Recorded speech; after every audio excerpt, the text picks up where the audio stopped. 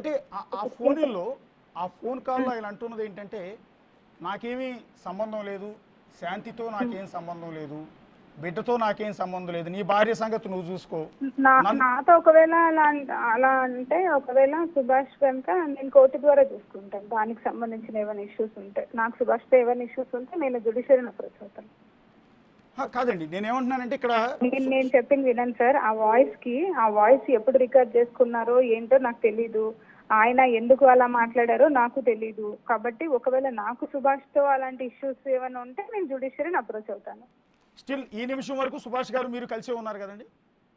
Yes, ఒక 2 months వరకు మదన్ మోహన్ వచ్చి మా ఇద్దరి మధ్యన ఇష్యూస్ రేజ్ చేసి ఆయన్ని చంపుతా అని బెదిరించి, సుభాష్ని ఆల్రెడీ వాడిని చంపుతా, తోస్తా, కోస్తా అనేసి ఎన్నో మాటలు మాట్లాడాడు. హైకోర్టుకి వెళ్ళి ఆయన్ని బెదిరించాడు, వాళ్ళ ఇంటి దగ్గరికి వెళ్ళి బెదిరించాడు, చాలా చేశాడు. సో దట్ ఆయన ఇక వీడి పంచాయతీ ఏముందో నువ్వు తేల్చుకోమ్మా, ఫస్ట్ నన్ను ఇంట్లో సతాయిస్తా ఉన్నాడు, ఈ విధంగా నన్ను బ్లేమ్ చేస్తా ఉన్నాడు సొసైటీలో, ఇంకా నువ్వు ఫస్ట్ ఈయన పంచాయతీ తేల్చు తల్లి, తర్వాతే నేను మాట్లాడతాను నీతో అనేసేసాడు ఆయన. 2 months అయింది ఆయన మాతో మాట్లాడి.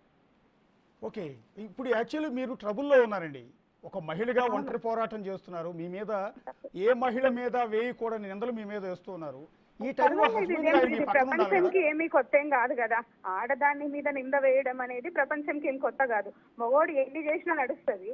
ఆడపిల్ల పోయి పెళ్లి చేసుకుని బిడ్డను కంటే తప్పైపోతా ఉంది ప్రపంచానికి. పర్వాలేదు, ఏం పోయింది, ఎన్ని రోజులు అంటే కుక్కలు వాగుతున్నాయి అనుకుంటుంది ఒక ఆడది. మగోడు ఏమైనా చేయొచ్చు. మేము పెళ్లి చేసుకొని సంసారం చేసి బిడ్డను కంటే తప్పైందా ఇప్పుడు ప్రపంచానికి? నాకు హక్కు లేదా జీవించే హక్కు? ఏమంటారు, ఏదైనా ఎక్కడైనా ఎడారిలో ఉన్నానా నేను? నిద్రపోతా ఉంది ఇక అంత ప్రపంచము. ఒక ఆడదానికి ఇంత అన్యాయం జరుగుతా ఉంటే ఆన్సుమోటోగా తీసుకోకుండా నేను పోయి అడుక్కోవాలి మందిని, నాకు హెల్ప్ చేయండి అని. తెలీదా ఏం జరుగుతుందో? సుప్రీంకోర్టు మార్గదర్శకాల ప్రకారం మీరు ఒక మేజర్ కాబట్టి మీరు స్వతంత్ర నిర్ణయాలు తీసుకోవచ్చు అని స్పష్టంగా చెప్పిందండి. దాని ప్రకారం భారత పౌరురాలిగా మీకు ఆ హక్కు ఉంది. మీ లైఫ్ గురించి మీ డెసిషన్ తీసుకునే హక్కు. మీరు ప్రశ్నించారు చూసారా, ఇది సొసైటీని మీరు ప్రశ్నిస్తున్న ప్రశ్న, తప్పేం లేదు. దానికి మేము పూర్తి స్థాయి మద్దతు తెలుపుతూ ఉన్నాం. అవును సార్. మీరు ఏదైతే అన్నారో ఒక మగవాడు ఇష్టం వచ్చినట్టు ఏదైనా చేయొచ్చు, ఆడది మాత్రం చట్టబద్ధంగా ఇంట్లో పెళ్ళాం ఉంటుంది, బయట ఇంకొక పెళ్ళైనా చేసుకుని ఉంటారు. లేకుంటే వాళ్ళకి ఏమైనా ఇష్టం వచ్చినట్లు తిరిగే వాళ్ళు కూడా దండికి మంది ఉన్నారు. అవేం కనిపిస్తలేవు. నేను లక్షణంగా ఈయన వదిలేసి ఇంకొని పెళ్లి చేసుకొని బిడ్డని కంటే నా బిడ్డ ఏమంటాడు ఆయన, అక్రమ సంతానం అంటాడా మహా టీవీ ఛానల్ ఆయన? ఎట్లా అంటాడు ఆయన? అసలు అనొచ్చా? చైల్డ్ అబ్యూస్ రైట్స్ అవుతున్నాయి ఇక్కడ. చైల్డ్కి రైట్స్ ఉంటాయి, కడుపులో ఉన్న బిడ్డకు కూడా రైట్స్ ఉంటాయి. కానీ ఆయన ఎట్లా పడితే అట్లా మాట్లాడుతా ఉన్నాడు. పైపెచ్చి నన్ను బెదిరిస్తా ఉన్నాడు. నా పర్సనల్ మ్యాటర్స్ లోకి వెళ్ళి నన్ను కరప్షన్ లేడీగా క్రియేట్ చేయాలనేసి ఆయన సంబంధించిన వాళ్ళని ఆయన ఏదేదో చేస్తా ఉన్నాడు. నేను ఫైట్ చేయగలను. నేను ఉద్యోగం మీద నా బ్రతుకు తెరువు మీద కొట్టి ఒక ట్రైబల్ గా నేను సంపాదించుకున్న ఉద్యోగాన్ని పీకించేయాలని తెగ ప్రయత్నాలు చేస్తా ఉన్నారు. పర్వాలేదు, మాకు కూడా గవర్నమెంట్, నేను కూడా నా నేషనల్ కమిషన్ అప్రోచ్ అవుతాను, నా ఎస్టీ కమిషన్ ని. మేము ఎంతో కష్టపడి 1000 మందిలో 2 వస్తారు బయటకి చదువుకొని నృత్యం లాగా. ఏమి చదువుకోకూడదా మేము? మేడం, ఆ విషయంలో మిమ్మల్ని ఎంటైర్ సొసైటీ సపోర్ట్ చేస్తోందండి. ఒక ట్రైబల్ ఉమెన్ గా మీరు చేస్తున్నది బయటకు వెళ్ళి చూడండి, మా డిపార్ట్మెంట్కి వెళ్ళి చూడండి. నన్ను నా వ్యక్తిగత విషయాల్ని, ప్రొఫెషనల్ విషయాల్ని జతపరిచి నన్ను ఎంత మానసికంగా నన్ను వేధిస్తున్నారనేది మీకు తెలుస్తుంది. ఇది అయిపోయినాక ప్రొఫెషనల్ విషయాలకు కూడా వెళ్ళండి సార్, మీకు కూడా తెలుస్తుంది. ఒక మహిళగా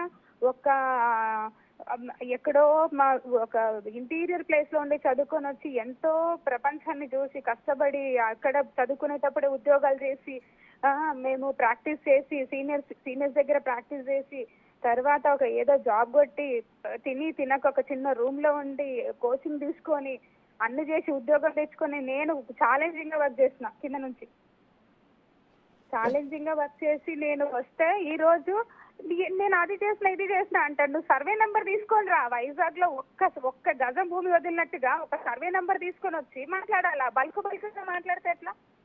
ఎవడు 5 లక్షలు తీసుకొనింది అన్నాడు. 5 లక్షలు తీసుకొనింటే ఎవిక్షన్ చేయించకుండా ఆగి ఉండేదాన్ని కదా. మొత్తం కొట్టి పడేసినాను నేను. వాడి బిల్డింగ్ అంతా కొట్టి పడేసిన నేను రైల్వే స్టేషన్ దగ్గర. ఏంటండి ఇదంతా? యా గవర్నమెంట్ ఉద్యోగం అన్నాక రకరకాల ఆరోపణలు వస్తాయండి. తప్పు చేసినా చేయకపోయినా లంచాలు తీసుకున్నాను ముద్ర అయితే ప్రతి ఒక్కరి మీద ఉంటుంది. మేము దాని జోలికి వెళ్ళట్లేదండి. అది అది అది మీ జాబ్కు సంబంధించిన అది కూడా వ్యవహారం. కలిపి మాట్లాడాలా? ఇప్పుడు అది ఆ రెండు సైమల్టేనియస్ గా నడుస్తున్నాయి కదా, రెండు కలిపే మాట్లాడాలి. మీరు రెండు తెలుసుకుని రెండు కూడా ప్రపంచానికి వినిపించండి నా గొంతుని.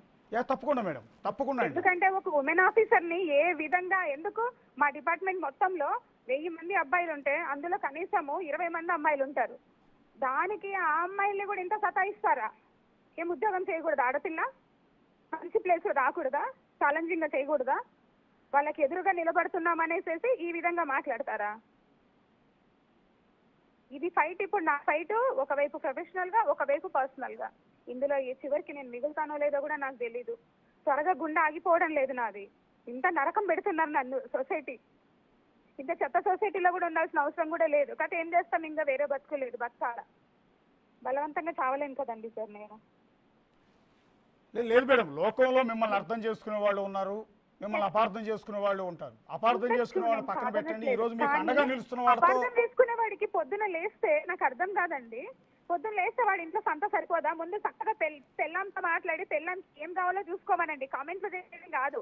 చక్కగా పెళ్ళాంకి పొద్దున లేచి ఆమెకి ఏం కూరగాయలు కావాలో, ఏమి తెచ్చిస్తే ఆమె వంట చేసుకోగలదో, లేకపోతే పోయి ఆమెకి ఏమన్నా అవసరం ఉందో చూసుకోమనండి. అది వదిలేసేసి తారగా దొరికారనేసి మెసేజ్లు పెడతా ఉన్నారు. ఇంకా ఉమెన్ కొంతమంది లేడీస్ ఉన్నారు. ఏం తెలుసో మరి అమ్మగారులకి, ఏం తెలీదో మరి నాకు తెలీదు. అంతగానము మాట్లాడడానికి ఏముంది? వాళ్ళు ఏమన్నా నా పర్సనల్ లైఫ్ వచ్చి చూస్తారా? వాళ్ళు వచ్చి ఒక వారం రోజులు నాతో ఉండమనండి, తెలుస్తుంది ఎవరైతే మాట్లాడుతున్నారో వాళ్ళు. నేనేం కష్టపడుతున్నాను, ఏం చేస్తున్నాను, ఏం తింటున్నాను, ఏం తాగుతున్నాను. 4 రోజులే నేను అన్నం తినక, ఇంకో 2 రోజులు అంటే హాస్పిటల్ జాయిన్ కావాలా నేను? ఏంటి అంతా అసలు? వాళ్ళ పనులు లేక ఇవన్నీ, పని పాట లేని వాళ్ళకి ఇవన్నీ వచ్చేవి. యా ఖచ్చితంగా మేడం, లోకంలో పని పాట లేని వాళ్ళు చాలా మంది ఉన్నారండి. ఎంతసేపు వాళ్ళ ఇంట్లో మీరు అన్నట్టుగానే వాళ్ళ పిల్లలు చదువుకుంటున్నారా, వాళ్ళ జీవితం ఏంటి, ఇది కాకుండా కూడా పక్కింటి వాళ్ళు ఎదుటింటి వాళ్ళ గురించి ఆలోచించి సోషల్ మీడియాలో పిచ్చి రాతలు రాసే వెధవులు చాలా మంది ఉన్నారు. సో వాళ్ళ గురించి ఇప్పుడు మీరు పట్టించుకోవద్దండి. మీరు హ్యాపీగా మధ్యాహ్నం భోజనం చేయండి, ఫైట్ చేయండి. ఈ టైంలో మీ ఉన్న బాధలో సంతోషంగా ఉండమని నేను చెప్పను, కానీ ఈ టైంలో మీరు పోరాడుతున్నారు, పోరాటం చేయాలండి. అంతేగాని మీరు భోజనం మానేసి మీకు బిడ్డ ఉన్నాడు ఇప్పుడు. ఎక్కడ తినమంటారు సార్? ఎక్కడ తినమంటారు చెప్పండి? నా బిడ్డల్ని దూరం, నా బాధ అంతా నా బిడ్డల్ని దూరం చేసింది ప్రపంచము. నిజము చెప్పా, మీరు నమ్మండి నమ్మకపోండి. అట్ ద లాస్ట్ నాకు మిగిలింది ఒక్కొక్క బిడ్డ, ఒక మగ